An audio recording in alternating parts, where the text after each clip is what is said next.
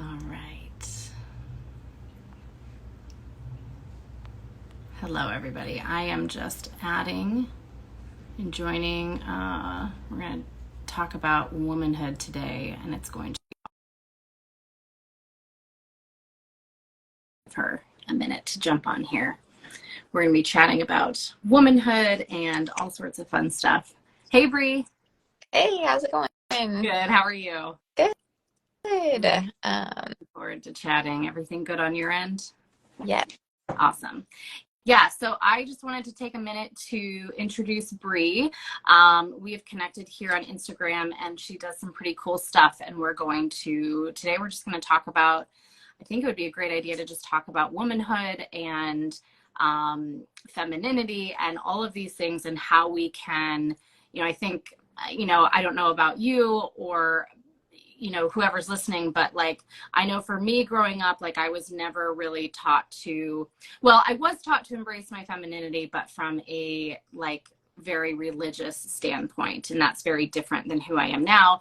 And so we've never really been taught to embrace that, embrace our menstrual cycle, embrace our womanhood, embrace the gifts of creativity and motherhood and all these things. And we've more so been taught to resent that. And so I'm excited to chat with you kind of about your experience with that and how you have shifted that narrative for you and how you help other people do that too.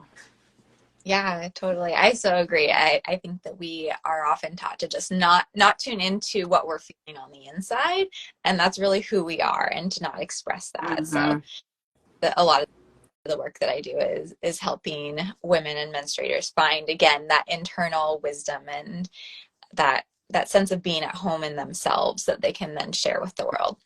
For sure, for sure.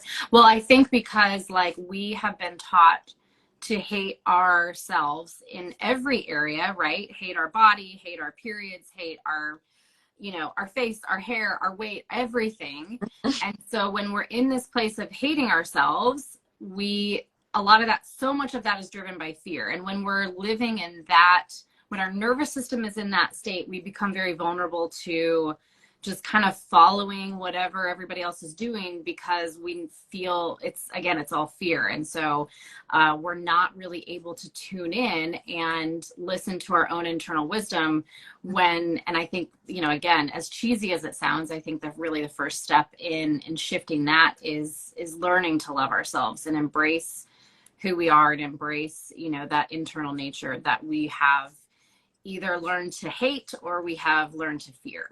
Yeah. Yeah. And I also like to point out that it's not an intellectual loving of ourselves either. Because I think that I had that part for a long time. I was like, oh yeah, of course you're supposed to love yourself, the rhetoric around it. But to actually do it in practice is completely different. Yeah. So tell me, like, what does that look like for you? What's the difference between telling yourself you love yourself and actually feeling it and doing it? Yeah, I mean, it's definitely something that I'm still learning, but right. It's an internal feeling. So it's an emotion that I'm turning back on myself of joy and gratitude and love for myself. Just like I can look at anything else in the world that I love, like the trees in my yard or the rivers that I love to swim in, just that feeling of amazement at it and being able to turn that back on myself and be like, this is the same feeling I can have for myself. Yeah, for sure. I know for me that like nature in and of itself is such a huge part of who I am and how I have been able to like heal so many different aspects of myself. And that's like something I've always kind of thought of as a gift that I have is like being able to really see the beauty and appreciate the beauty that other people might just walk right past. If it's just a small little flower or a sunset or, something grand and beautiful or something very small and beautiful. And I've had that experience of recognizing myself in nature and nature in myself and vice versa and seeing that like, just like the flower. I mean, as cheesy as it sounds, right? Just like the flowers, like we all are so unique and we all have this beauty to share. And and not even just that, but likening the seasons of nature and that rhythm to our female bodies, right? Like there's a moon cycle and we have our menstrual cycle, and we do not work on a 24-hour clock. We work on a monthly clock, and, and allowing for my own internal winter, right? Like where before it was just constant go, go, go, go, go, get stuff done, always be on, always be happy, always be, in summer, and allowing myself to be in winter and allowing my body to rest and embracing rather than being annoyed by these cycles that we go through as women. We live in such a masculine world where it's just all day, 5 days a week, go. And that's just not how women work. Hey, yeah, I so agree with everything you just said. And being able to accept our cycles is another piece of that self-love piece of, if we can love ourselves at every point and see every point of the cycle as having gifts for us, being important for us in our own journey, that we can love ourselves that much more, rather than I hate this part of my cycle because it means I can't be the person that somebody else wants me to be. And that's just not, we come from that place that's as an eternal cycle of self-hate.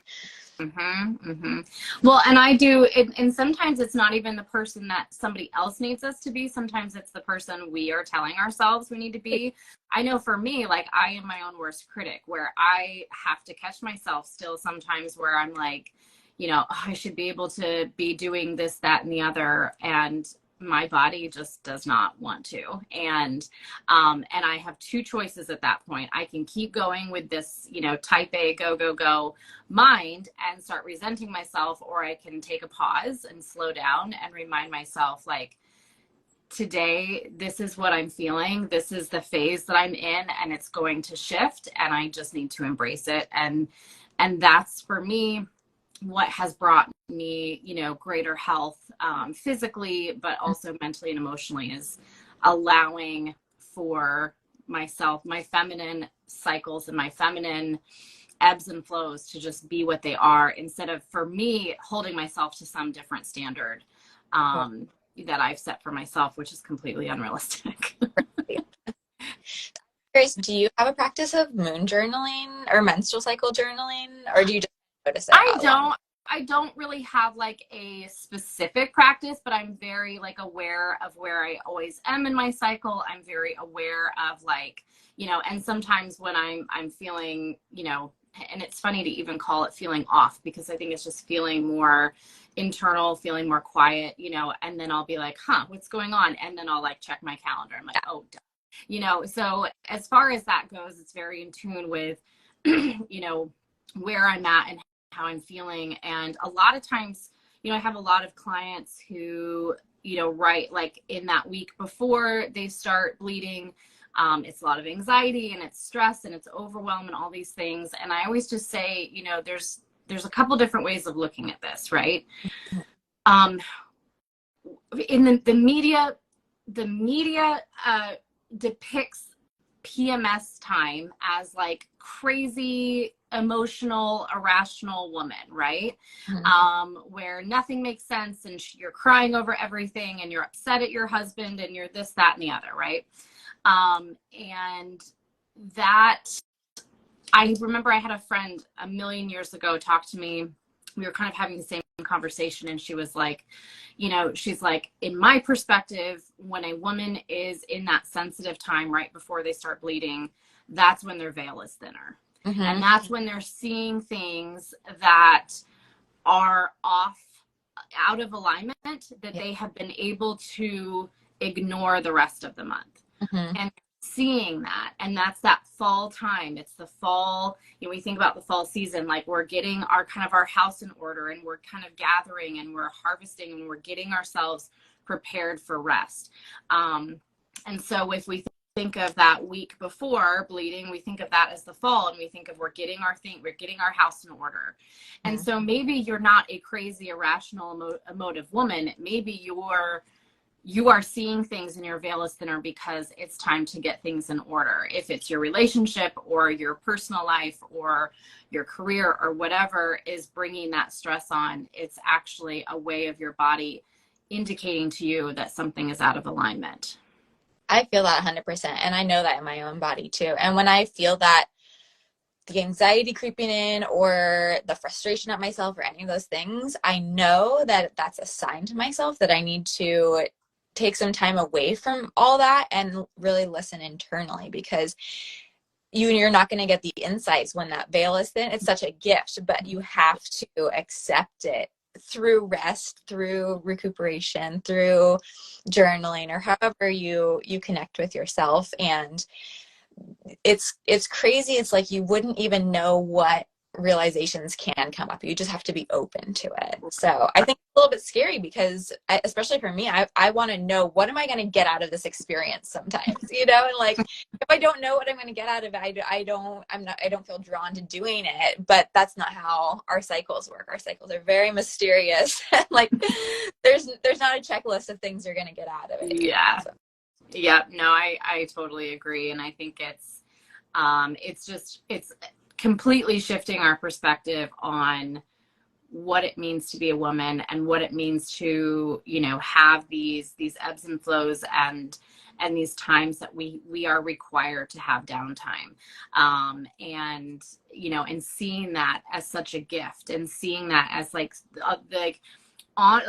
seeing and honoring the wisdom that is held within our bodies. Mm-hmm. And and we, again, it can be our monthly cycle, it can be the entire process of motherhood, of pregnancy, it can be all of these different things, and to just recognize that it's something that our society has taught us to it's just an annoyance, right? It's just like, we're weak and we are emotive, and it's just kind of annoying to everybody else. So get your shit together.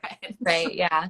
I love to point out or encourage people to slow down in that natural inner autumn, inner winter phase, the premenstrual and the menstrual, and just see how much more energy can you have in the next phase if you allow yourself to rest. Because I think if we don't give ourselves that time to rest, then we burn ourselves out, and then we get to our higher energy time of our cycle, and like maybe we have a little bit more energy, but we don't even know how much energy we could have if we honor that cycle. It's like, putting in the time to rest so that we can amplify the high energy later on. Sure.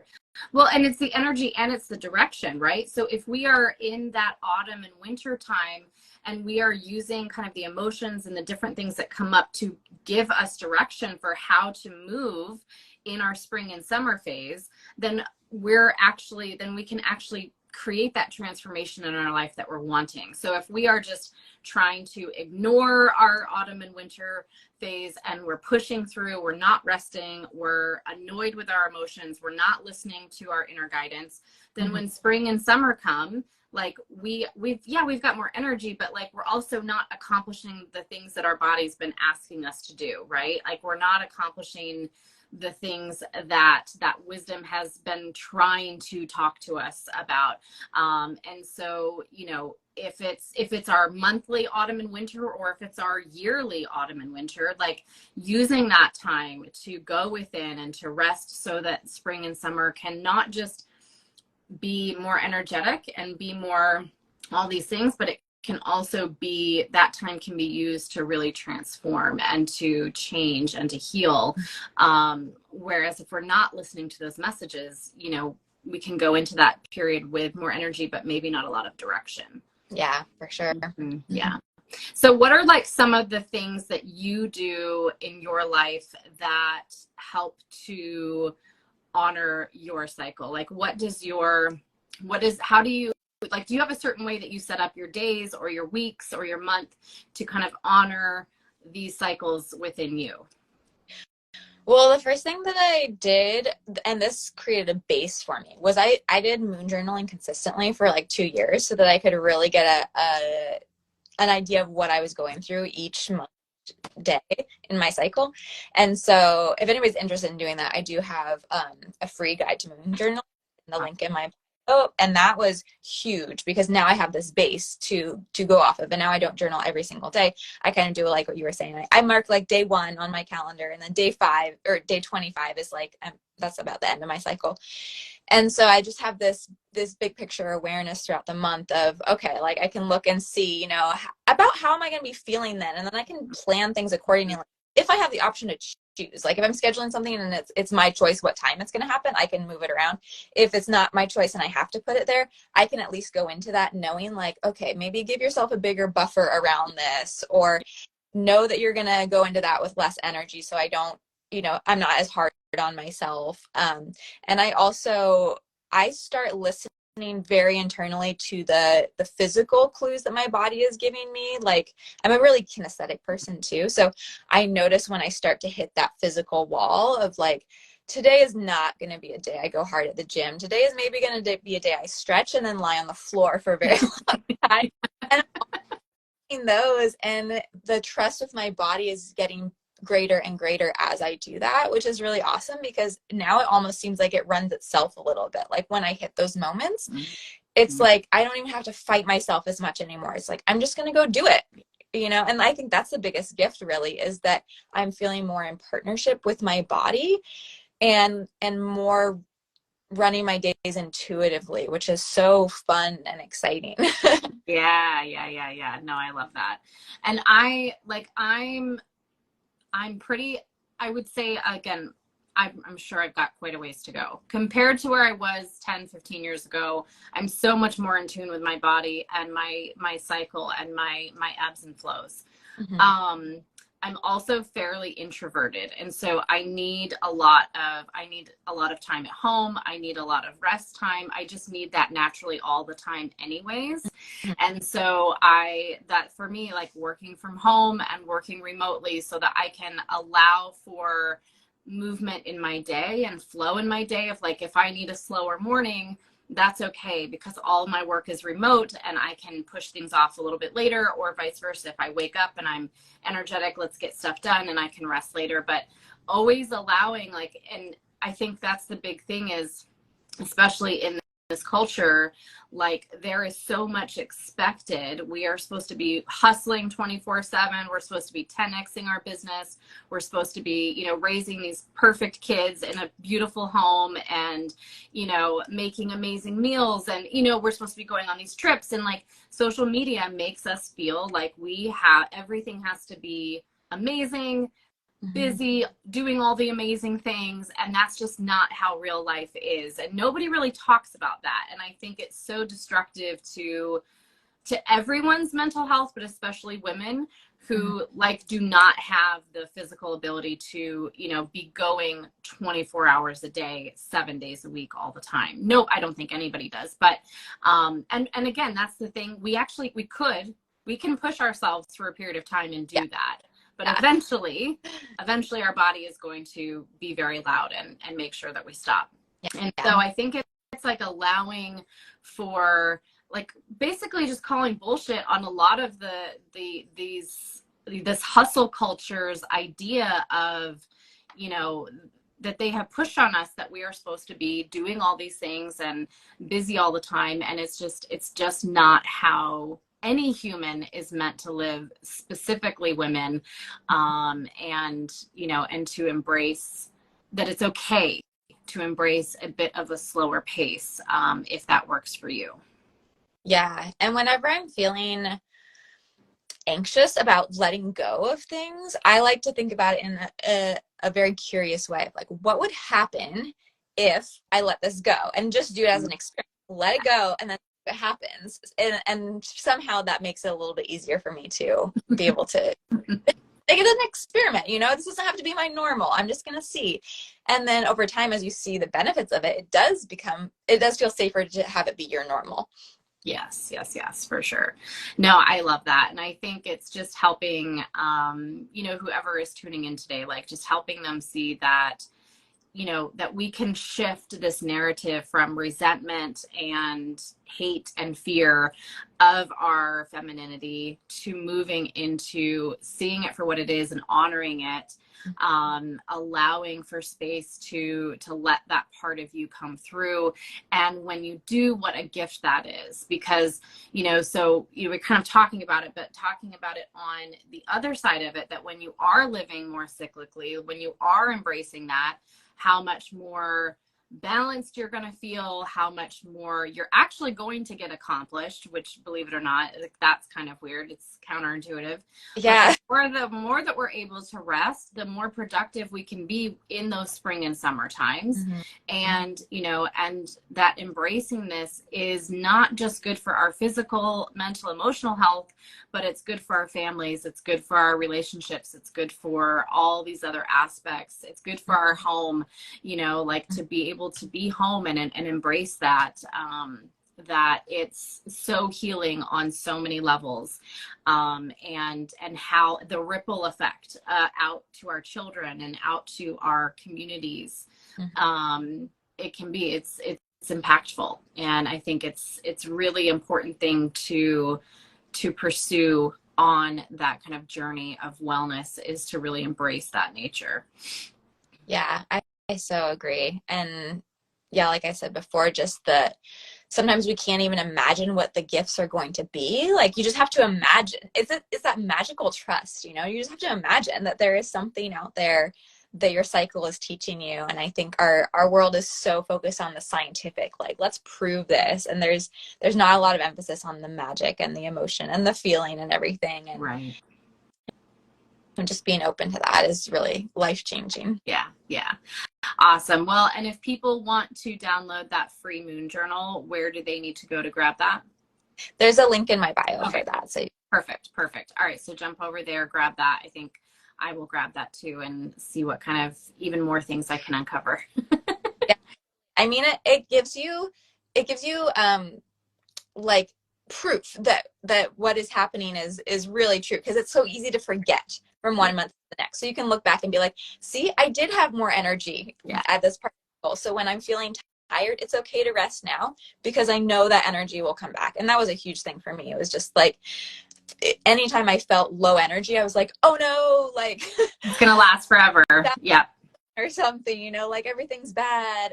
But no, yeah, it'll come back.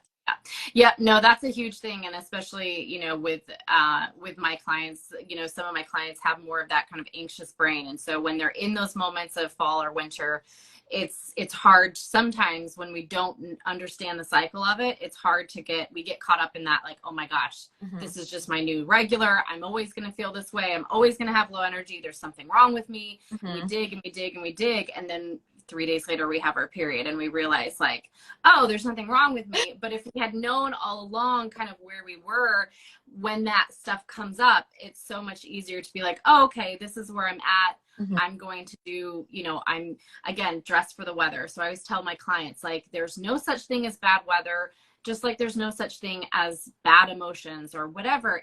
We just go out and we do different things. We know if it's raining outside, we alter our schedule, we alter what we're wearing, we kind of shift. And so same thing, when those emotions come up, rather than having these periods of our month where we freak out and go into anxiety that something's wrong with us, we can look at that journal and we can say, oh, right, it's a rainy day. I'm going to emotionally dress for this weather and let myself off the hook and just allow, instead of going to straight freak out.